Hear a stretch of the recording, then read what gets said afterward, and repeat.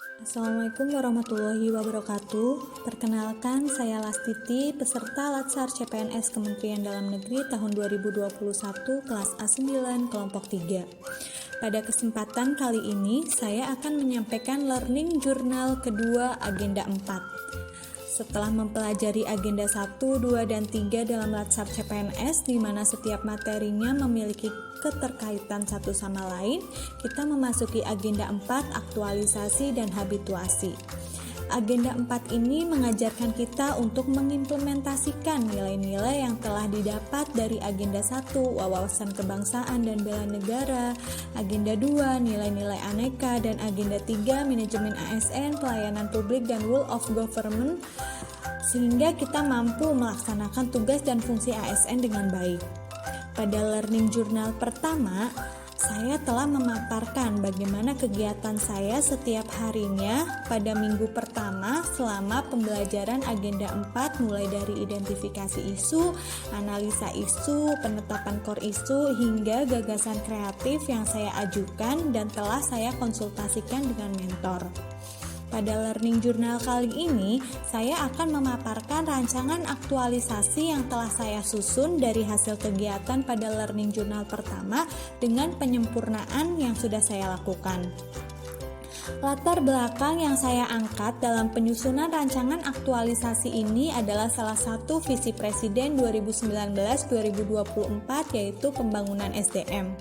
Pembangunan ini dilakukan salah satunya dengan pembangunan kesehatan. Melalui instruksi Presiden nomor 1 tahun 2017, pemerintah telah mencanangkan gerakan masyarakat hidup sehat atau GERMAS.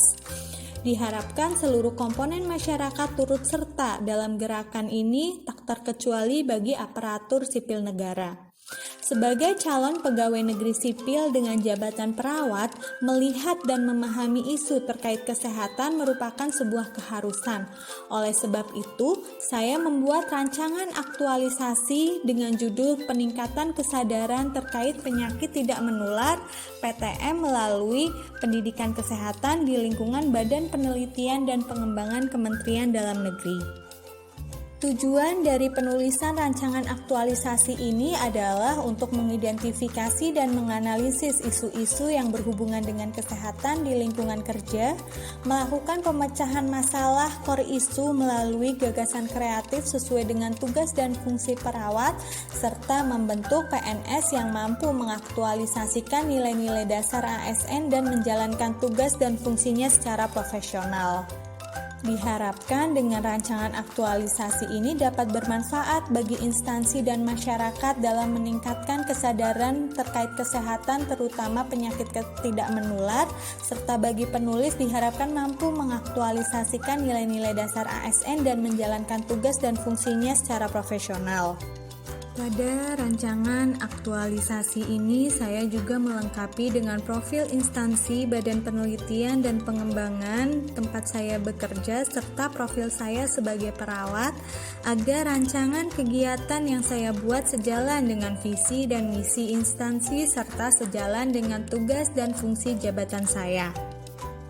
Masuk ke rancangan aktualisasi dimulai dari deskripsi isu yang telah saya dapatkan. Seperti pada learning journal pertama, terdapat 3 isu yang saya angkat.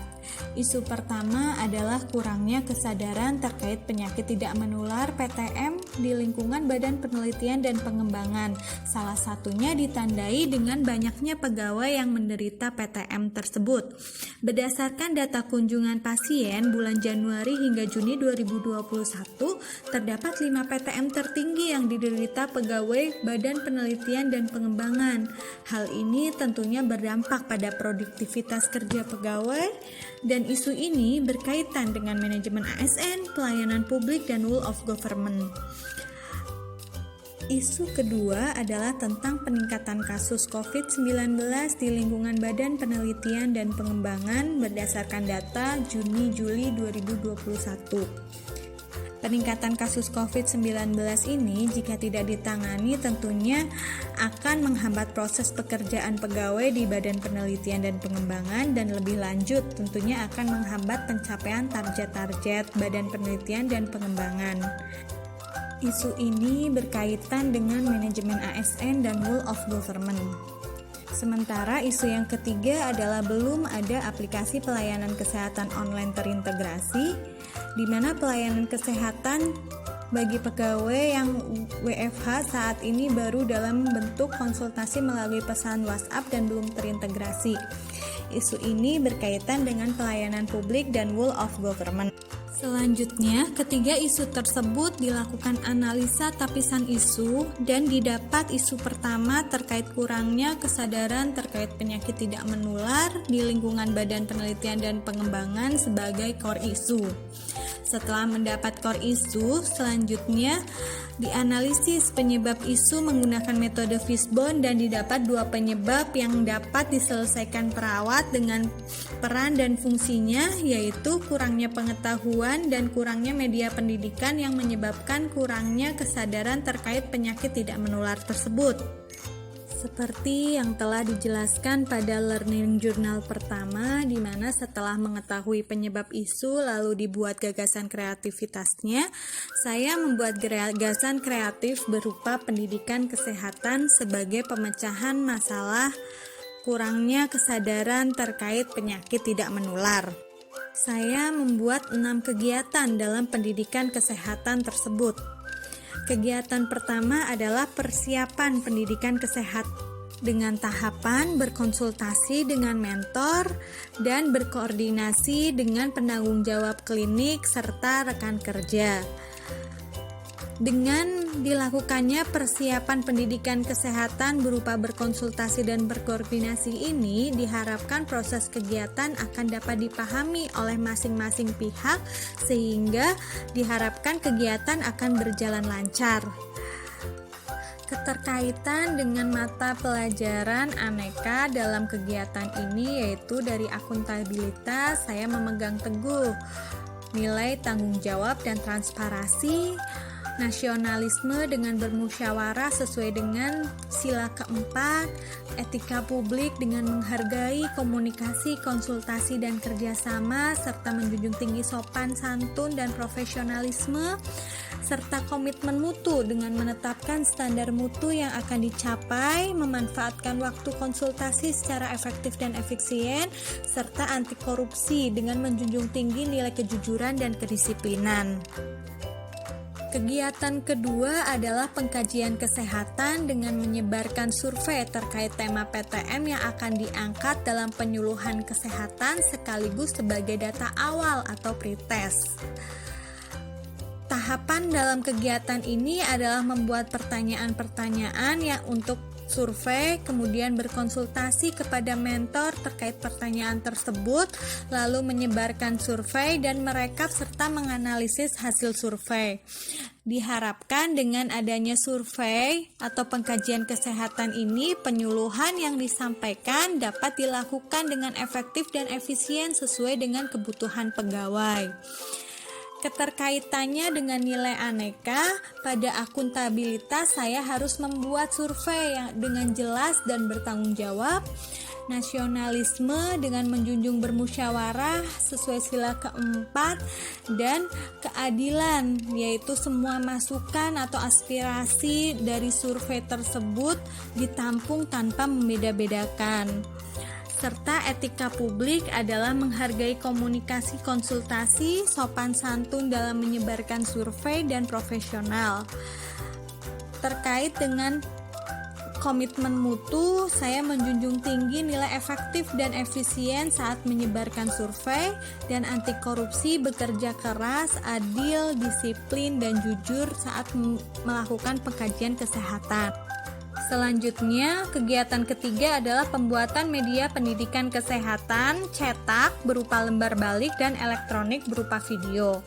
Tahapan kegiatan yang harus dilalui yaitu 1. Membuat dan menyiapkan media pendidikan, kemudian mengkonsultasikannya kepada mentor, dan mencetak media cetak serta mengupload media elektronik ke media sosial. Dengan adanya media edukasi kesehatan atau media pendidikan kesehatan ini, diharapkan pegawai dapat mengakses informasi kapan saja dan di mana saja untuk media elektronik sehingga meningkatkan kesadaran terkait penyakit tidak menular. Keterkaitannya dengan nilai-nilai dasar Aneka yaitu di akuntabilitas harus membuat media yang jelas dan dapat dipertanggungjawabkan kebenarannya. Nasionalisme, media pendidikan yang dibuat harus tidak menimbulkan perpecahan, harus dapat diterima oleh semua suku, ras, agama, dan golongan, dan dalam berkonsultasi dengan bermusyawarah. Pada nilai etika publik, yaitu media yang dibuat harus non-diskriminatif, menghargai komunikasi dan konsultasi, sopan dan santun, serta dari segi komitmen mutu, media yang dibuat harus inovatif, kreatif, efektif, dan efisien. Dan dari segi anti korupsi harus menerapkan asas bekerja keras dan disiplin. Selanjutnya, kegiatan keempat adalah penyuluhan kesehatan kelompok secara online kepada pegawai di lingkungan Badan Penelitian dan Pengembangan. Tahapan kegiatan yang dilalui adalah dengan membuat dan menyiapkan materi, alat dan bahan penyuluhan, berkonsultasi kepada mentor, menyiapkan dan menyebarkan link penyuluhan, melakukan penyuluhan kesehatan kelompok tersebut, dan menampung dan merespon pertanyaan, kritik, dan saran dan feedback dari pegawai. Dengan penyuluhan kesehatan kelompok diharapkan dapat meningkatkan pemahaman terkait PTM sehingga meningkatkan kesadaran terkait PTM tersebut. Keterkaitannya dengan nilai-nilai Aneka, akuntabilitas dalam menyampaikan penyuluhan harus jelas dan bertanggung jawab.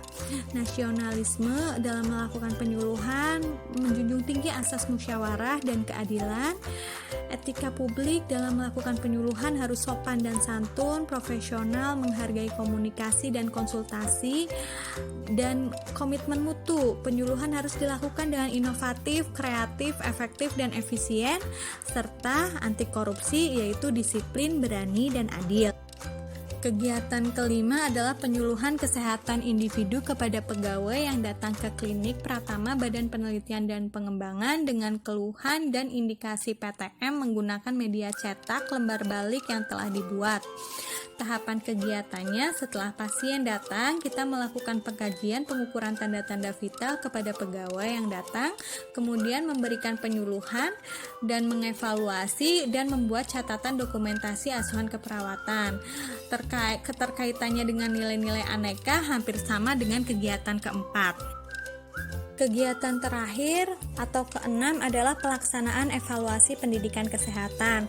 Tahapan pada kegiatan ini adalah melakukan survei hasil pendidikan kesehatan kepada pegawai, mengolah data hasil survei akhir pendidikan kesehatan, mengkonsultasikan hasil, dan menyusun laporan hasil kegiatan.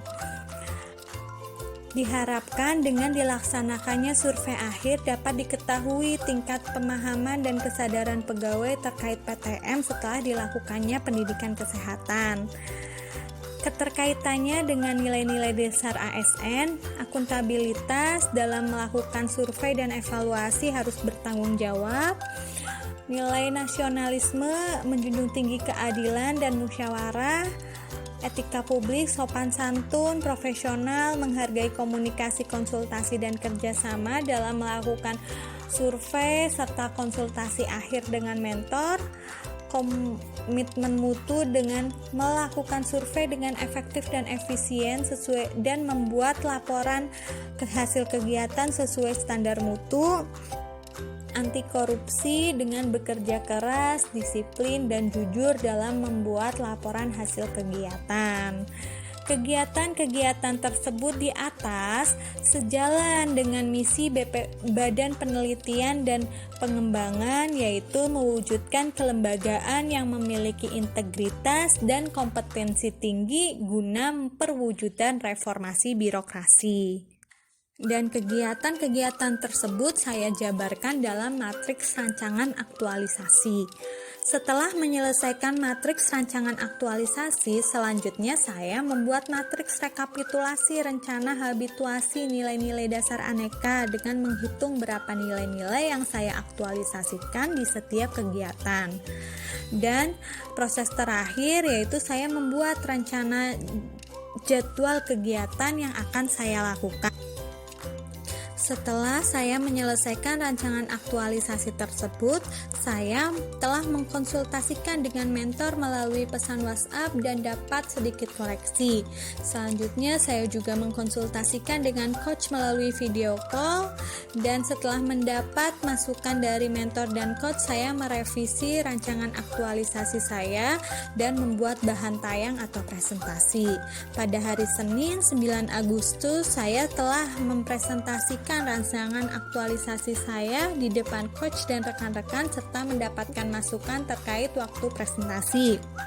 Demikian learning journal kedua saya di agenda 4 ini. Semoga saya kedepannya bisa melakukan seminar rancangan dengan baik. Terima kasih.